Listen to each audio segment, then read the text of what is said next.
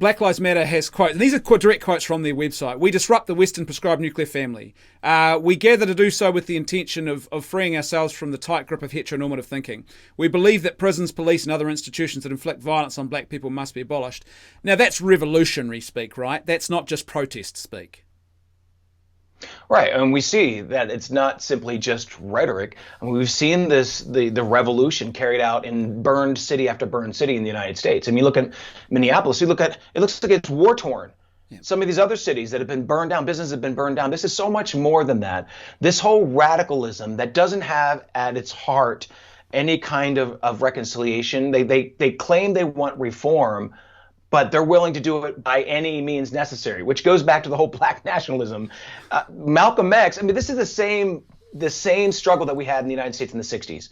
Martin Luther King Jr. denounced the black nationalist movement. He denounced Malcolm X. He denounced the violent measures that they would take. And Malcolm X was calling Martin Luther King Jr. an Uncle Tom and denouncing the nonviolent protests. So this is the same thing.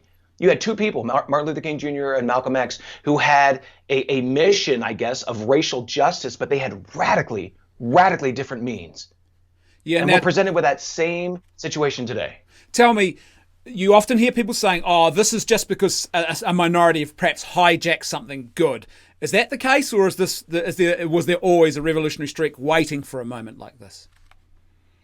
No, I mean, the Civil Rights Act of 64, 65, and 68 did not erase racism. I mean, we're humankind. We are going to be broken as long as we all exist. And sin comes in every form. Racism is one of many sins. So there has been the continued fight here in America for equality, absolutely.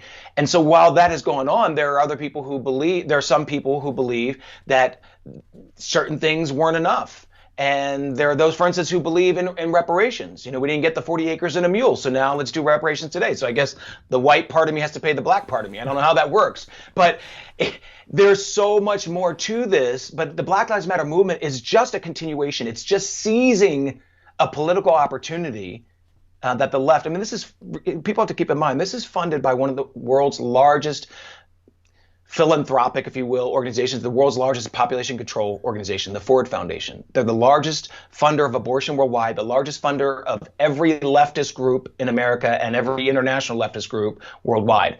This is not a grassroots thing. This is a deeply, heavily funded movement that has a lot of power, and you've got mainstream media behind it, and then you've got all kinds of leaders just bowing to this without looking at what the claims are, what the objectives are.